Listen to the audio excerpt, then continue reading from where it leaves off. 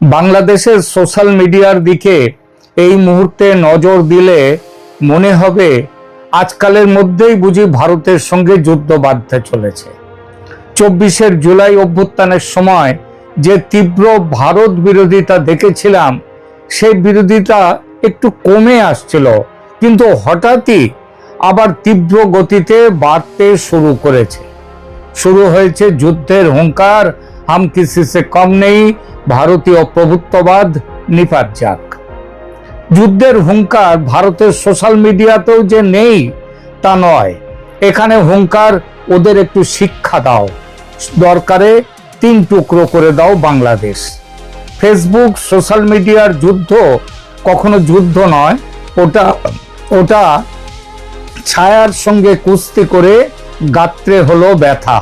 তবে social media থেকে হদিশ পাওয়া যায় পাবলিক সেন্টিমেন্টে, আর সেই সেন্টিমেন্ট দেখে বলাই যায় পরিস্থিতি ভালো হওয়া নয়। দক্ষিণ এশিয়ার মানচিত্রে এমন একটি সময় আজ এসেছে যখন অনেক প্রশ্নের উত্তর এখনো অজানা। সময় বলবে কোন প্রশ্নের কি উত্তর, কিন্তু প্রশ্নগুলোই যে আজ সবচেয়ে গুরুত্বপূর্ণ। ভারত বাংলাদেশ সম্পর্ক কি শুধুই একটি সাময়িক কূটনৈতিক সংকটের মধ্য দিয়ে যাচ্ছে, নাকি আমরা এমন এক ভূ রাজনৈতিক পরিবর্তনের সামনে দাঁড়িয়ে আছি যার প্রভাব আগামী 20-30 বছর ধরে সমগ্র দক্ষিণ এশিয়া বহন করবে? আজকের আলোচনায় আমরা কোনো আবেগ নয়, কোনো প্রচার নয়, বরং কৌশলগত বাস্তবতার আলোকে একটি কঠিন প্রশ্নের উত্তর খুঁজব। ভারত কি সত্যিই বাংলাদেশের বিরুদ্ধে চরম কোনো পদক্ষেপের কথা ভাবতে পারে? আরো স্পষ্ট করে বলি, যুদ্ধের কথা কি ভাবছে ভারত কিংবা বাংলাদেশ? প্রথমে দেখা যাক কেন উঠছে কথা, দেখা যাক সম্পর্কের অবনতির গতি কেন এত দ্রুত। কূটনীতিতে মত পার্থক্য নতুন কিছু নয়।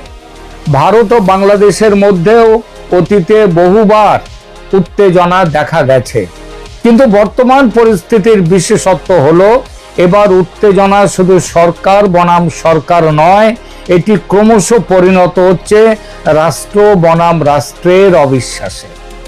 বাংলাদেশের অভ্যন্তরে ভারতের বিরুদ্ধে প্রকাশ্য বিক্ষোভ, অমিত শাহ শুভেন্দু অধিকারীর কুশপুত্তলিকা দাহ গতকালই হয়েছে ঢাকায়। ভারতীয় হাই কমিশন ঘিরে বিক্ষোভ, হাই কমিশনের ইট খুলে নেওয়ার হুমকি, সামাজিক মাধ্যমে ভারত বিরোধী প্রচার, greater Islamic Republic of Bangladesh গঠন কিংবা গজওয়াতুল হিন্দ, এসব ঘটনাকে দিল্লি নিছক আবেগের বহিঃপ্রকাশ হিসেবে দেখছে না। ভারতের নিরাপত্তা মহলের কাছে এগুলো একটি বৃহত্তর প্রবণতার অংশ, আর সেই প্রবণতা হলো বাংলাদেশের রাজনৈতিক পরিসরে ভারত বিরোধিতার ক্রমবর্ধমান প্রাতিষ্ঠানিকীকরণ। ক্রমশই বাড়ছে এটা। দিল্লির সবচেয়ে বড় উদ্বেগ ভারতের সমস্যা বাংলাদেশ শক্তিশালী হচ্ছে বলে নয়, ভারতের সমস্যা হলো বাংলাদেশ যদি এমন এক ভূ রাজনৈতিক অক্ষে চলে যায় যা সরাসরি ভারতের নিরাপত্তার বিরুদ্ধে অবস্থান নেয়, সেটা চিন্তার। আজ দিল্লির নীতি নির্ধারকদের সবচেয়ে বড় উদ্বেগ 3টি জায়গায়। প্রথমত পাকিস্তানের সঙ্গে ঘনিষ্ঠতা, দ্বিতীয়ত বাংলাদেশে চীনের ক্রমবর্ধমান প্রভাব, তৃতীয়ত ইসলামী উগ্রপন্থার পুনরুত্থান নিয়ে আশঙ্কা।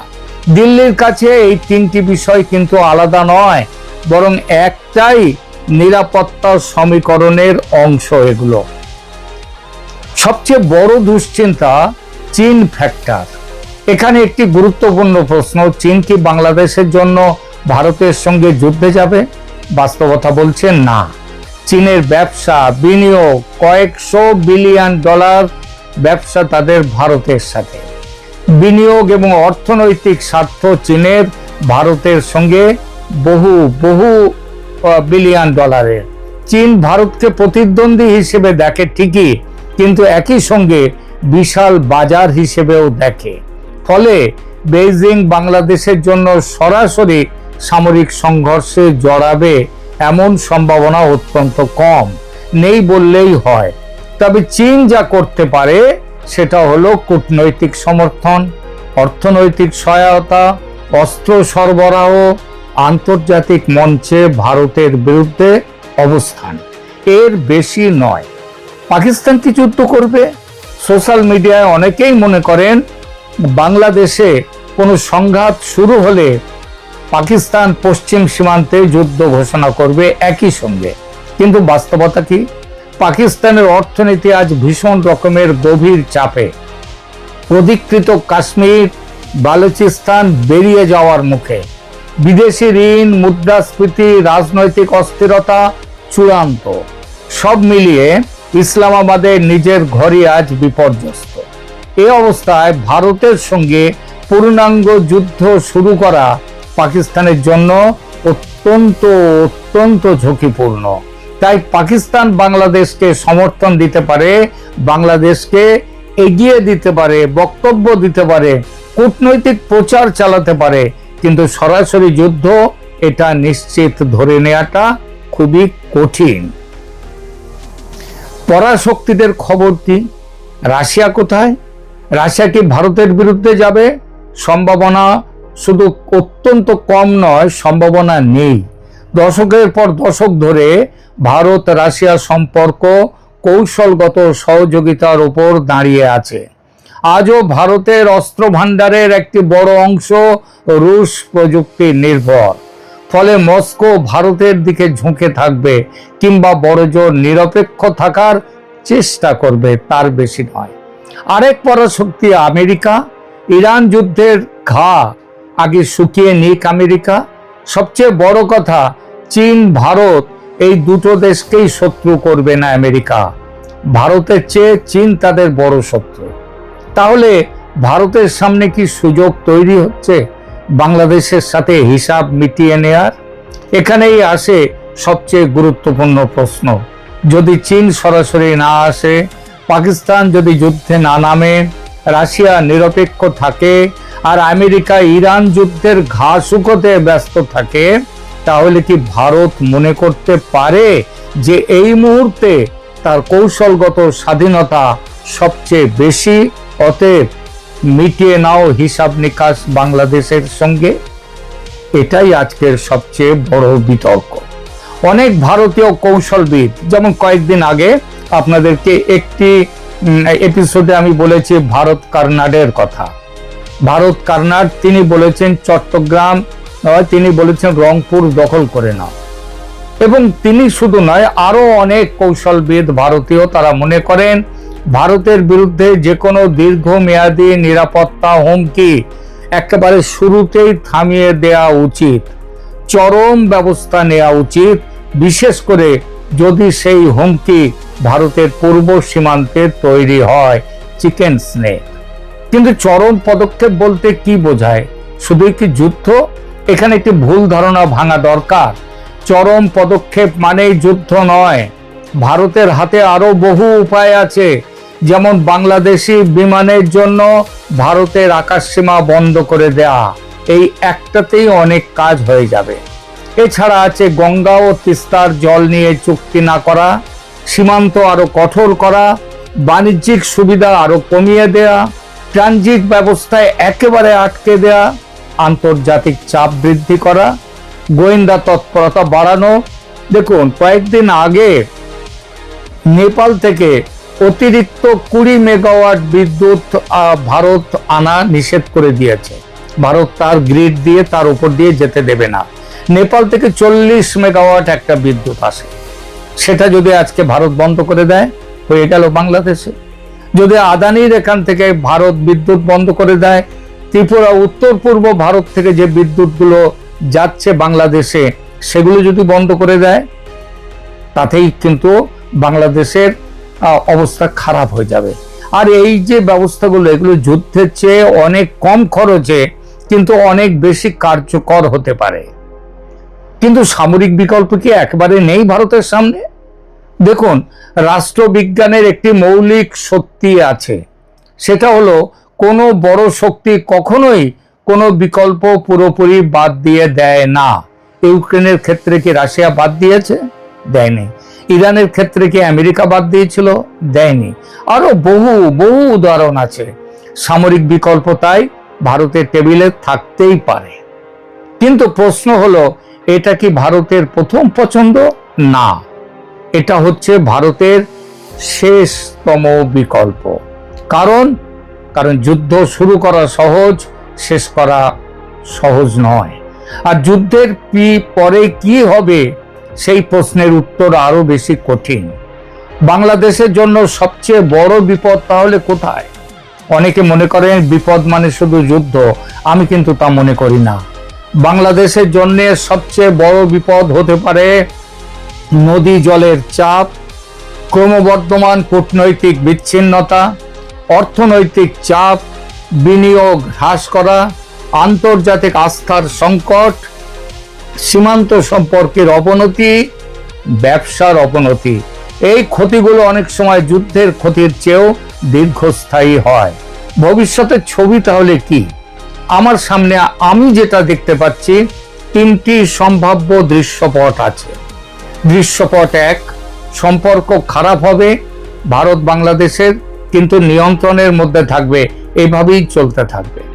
দৃশ্যপট দুই, ভারত ধাপে ধাপে অর্থনৈতিক ও কূটনৈতিক চাপ বাড়াবে, বাংলাদেশ পাল্টা চীন পাকিস্তানের দিকে আরো ঝুঁকবে, আবহাওয়া গরম হবে, হতেই থাকবে। দুই দেশের সম্পর্ক দীর্ঘমেয়াদে শীতলতম হয়ে যাবে।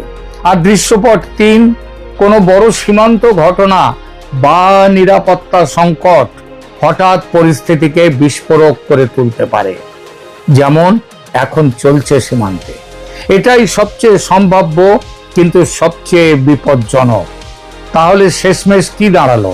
প্রশ্ন এটা নয় যে ভারত বাংলাদেশে যুদ্ধ করবে কি না, প্রশ্ন এটাই যে দুই দেশের মধ্যে যে অবিশ্বাস দ্রুত বাড়ছে তা কোথায় গিয়ে থামবে শেষ পর্যন্ত। ইতিহাস আমাদের শেখায় যুদ্ধ অনেক সময় বন্দুকের ট্রিগার টানার আগেই শুরু হয়ে যায়, অনেক আগে শুরু হয়ে যায়। প্রথমে ভেঙে যায় বিশ্বাস, তারপর যোগাযোগ, তারপর সহযোগিতা, আর শেষ পর্যন্ত মুখোমুখি দাঁড়িয়ে যায় দুই রাষ্ট্র। দক্ষিণ এশিয়ার এই দুই দেশ ভারত এবং বাংলাদেশ কি সেই পথে হাঁটছে, নাকি এখনো ফিরে আসার সুযোগ আছে? এই প্রশ্নের উত্তরই আগামী দশকের ভারত বাংলাদেশ সম্পর্ক নির্ধারণ করবে। হাল্লা চলেছে যুদ্ধে। সত্যজিৎ সিনেমা করেছিলেন,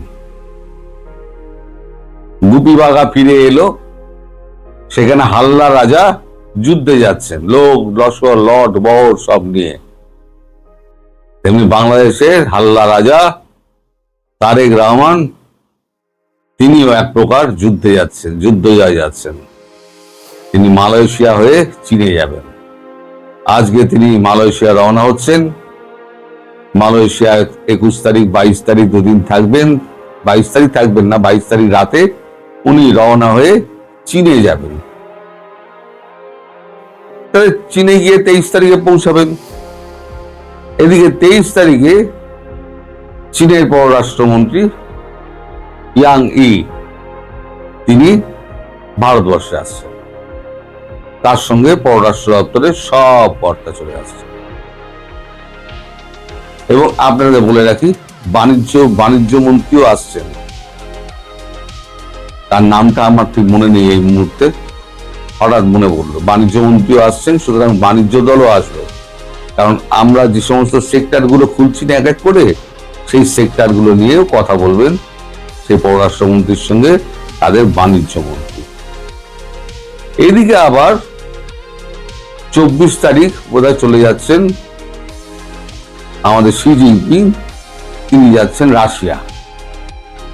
রাশিয়া থেকে তিনি যাবেন উত্তর কোরিয়ায় কিম জং উনের সঙ্গে কথা বলতে। সেটা নিয়ে আমি ভিডিও করেছিলাম। পড়ে থাকবেন হচ্ছে প্রধানমন্ত্রী, মানে চীনের প্রধানমন্ত্রী।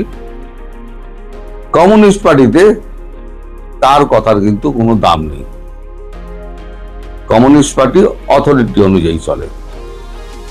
যেমন এর পরে যদি কোনো মানে আপনার চেয়ারম্যান পরিবর্তন হয়, প্রেসিডেন্ট পরিবর্তন হয়, তাহলে সেকেন্ড ক্যান্ডিডেট হচ্ছেন এই ওয়াং ই, যিনি বিদেশ মন্ত্রী আমাদের এখানে আসছেন। তার সঙ্গে ভারতবর্ষের সম্পর্ক অত্যন্ত মধুর, জয়শঙ্করের সম্পর্ক অত্যন্ত মধুর, এবং অজিত দোভালের সম্পর্ক অত্যন্ত ভালো। মধুর বলবো না, ভালো। এরপর আবার আমাদের পুতিন এবং জিনপিং একত্রে ভারতবর্ষে আসবে মাস দুয়েকের মধ্যে। সেই ডেটটা এখনো ফিক্স আপ হয়নি, কারণ তিনটে রাষ্ট্রপ্রধান তাদের ডেট ম্যাচ করা, সময় ম্যাচ করা, সিকিউরিটি অ্যারেঞ্জমেন্ট, এগুলো সময় লাগে, এটা আমি বলেছি আপনাদের।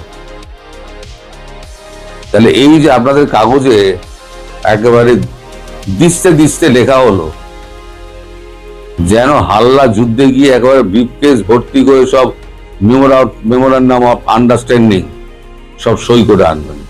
আচ্ছা, পৃথিবীতে মেমোরান্ডাম অফ আন্ডারস্ট্যান্ডিং প্রচুর সই হয়, লাখে লাখে, বাস্তবায়ন কটা হয় সেটাও দেখতে হবে।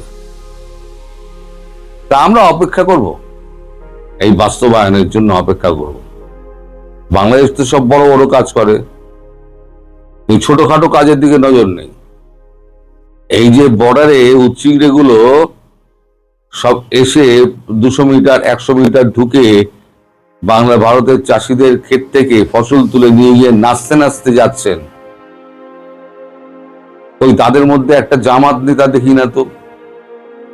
তারা লোকাল ছেলে পিলেদের এগিয়ে দিচ্ছেন, গুলি খেলে তোরা খা, আমার তো চাই ডেড বডি, আমি তোর ডেড বডি নিয়ে আমি রাজনীতি করব, আমি পার্লামেন্ট গরম করব, আমি বিশ্বের রাজনীতি গরম করব। আমি তখন বলে বেড়াবো যে আমার সীমান্ত হত্যা বেড়ে গেছে, ভারত সীমান্ত হত্যা করছে। তা সীমান্ত হত্যা যে তখন যে বলবে, ভারতও কিন্তু সোশ্যাল মিডিয়া এইসব তুলে রাখা ছবিগুলো না সব জড়ো করে রেখে দিচ্ছে মুখের ওপর চাপাটি মারার জন্য। এবং ওই যে ধারালো অস্ত্র নিয়ে সব আমাদের সেনাদের, বিএসএফ এর সেনাদের কাটার জন্য এগিয়ে আসছে, আর ওপাশ থেকে ফোঁসরাচ্ছে। বিজেপি আর বিএসএফ মুখোমুখি দাঁড়িয়ে বচসা হচ্ছে, সব কিন্তু তুলে রাখা হচ্ছে। আমি আমার জমিতে আমি কাঁটাতারের বেড়া বসাচ্ছি, তাতে তোমাদের আপত্তিটা কোথায়? বিশ্বকে বোঝাক, তখন বিশ্বকে বোঝাবে কোন? আর তুমি আমার সীমান্তে ঢুকে তুমি এই সমস্ত কর্মকাণ্ড চালাবে, তা সীমান্ত কি তোমার মানে আন্তর্জাতিক মহল কি তোমার গলায় মালা পরাবে? তোমাদের লাশ চাই, তোমরা লাশের রাজনীতি করো। তাই তোমরা পেছনে থেকে, জামাত নেতারা তারা পেছনে থেকে, যারা এই বর্ডার জুড়ে যারা জিতেছে তারা পেছনে থেকে লোকাল ছেলে পিলেগুলোকে, মূর্খগুলোকে এগিয়ে দিচ্ছে গুলি খাওয়ার জন্য। 2-4টে গুলি খেয়ে মরুক, আমরা আমাদের রাজনীতি আমরা চমকাবো, এই হচ্ছে ব্যাপার। এর মধ্যে আবার একটা নতুন খবর রয়েছে, সেটা হচ্ছে ভারত আজ যে একটা সফল টেস্টিং করেছে সমুদ্র রক্ষক SF-130, এর পাল্লা হচ্ছে 10,000 কিলোমিটার। সফলভাবে এটা হয়েছে, পরীক্ষিত হয়েছে। রাশিয়ার সঙ্গে যৌথ প্রযুক্তিতে এটা আজকে টেস্ট করা হলো। সেই টেস্টের ছবিটা দেখুন, তারপর আমি আপনাদের পরবর্তী অধ্যায় বলছি।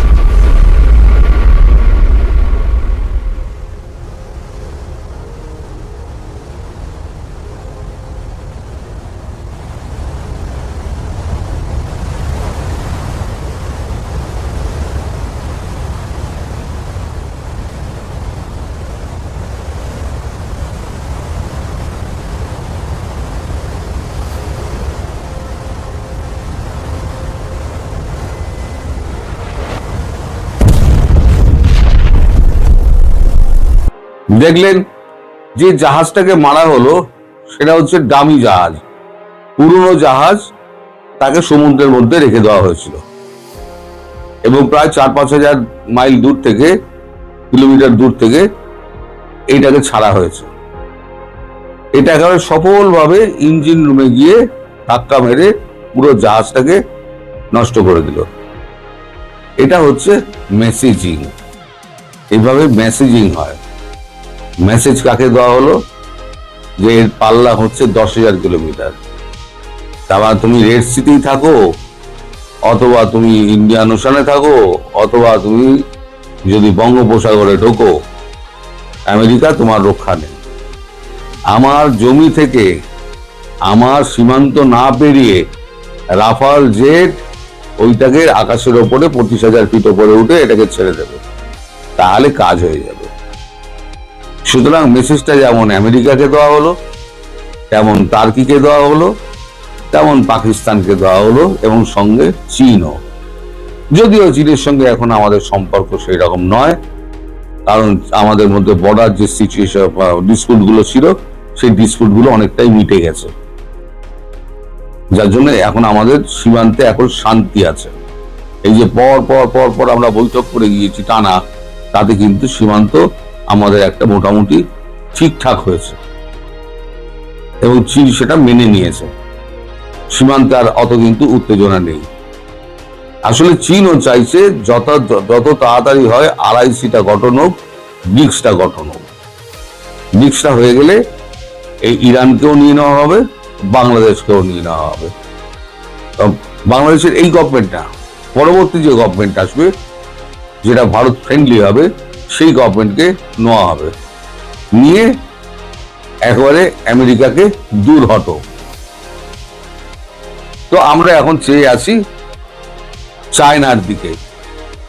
মালয়েশিয়া ঘুরে তিনি চায়না গিয়ে কত MOU তিনি বাক্স বন্দি করে, মানে ব্রিফকেস বন্দি করে তিনি নিয়ে আসেন এবং সেটার কটা বাস্তবায়ন হয় আপনাদের কাগজে কিন্তু জানাবেন আমাদের।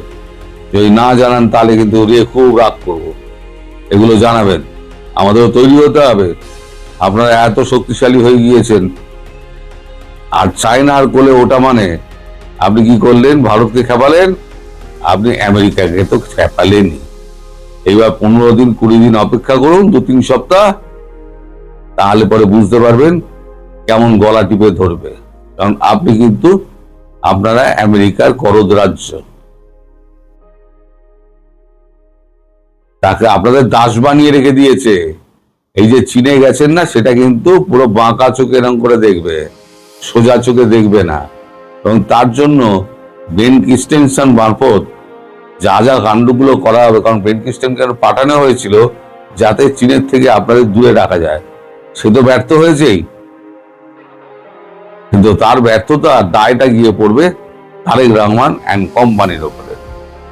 আমার মনে হয়, সত্যি মিথ্যে আমি বলতে পারবো না, কারণ আমি তো গণৎকার নই, এটা হয়তো তারেক রহমানের প্রথম এবং শেষ বিদেশ সফর। হ্যাঁ, ঠিক শুনছেন, এটা হচ্ছে তারেক রহমানের প্রথম এবং শেষ বিদেশ সফর প্রধানমন্ত্রী হিসেবে। তারপরে তিনি যেতেই পারেন, বিভিন্ন দেশে যেতে পারেন প্রধানমন্ত্রী হিসেবে। কারণ আমাদের দেশের কূটনৈতিক যারা রয়েছে, ব্যক্তি রয়েছে, তারা বলছে এলোমেলো পররাষ্ট্রনীতি, যে পররাষ্ট্রনীতির হাল হকিকত বোঝা যায় না, কি করতে চাইছে বোঝা যাচ্ছে না। ভারতের সঙ্গে পাঙ্গা নিচ্ছে, আমেরিকার সঙ্গে পাঙ্গা নিচ্ছে, সকলের সঙ্গে পাঙ্গা নিচ্ছে। পার্শ্ববর্তী বড় রাষ্ট্রের সঙ্গে পাঙ্গা, যার সঙ্গে এগ্রিমেন্ট করে করদ রাজ্য করে দিয়েছে তার সঙ্গে পাঙ্গা। আর চীন এইখানে কোনো ইনভেস্টমেন্ট করবে না। তাই আমি বলছি আপনাদের কাগজগুলো যেন বড় বড় করে, আজকে যেমন একেবারে আপনারা একেবারে দিস্তে দিস্তে লিখেছেন না, এই দিস্তে দিস্তে লিখে আমাদেরকে জানাবেন যে আপনারা কটা এগ্রিমেন্ট করলেন এবং কতগুলো তার সাইন হলো। আমি সেগুলোর জন্য অপেক্ষা করবো। আপনারা সবাই ভালো থাকবেন, সুস্থ থাকবেন, সাবধানে থাকবেন।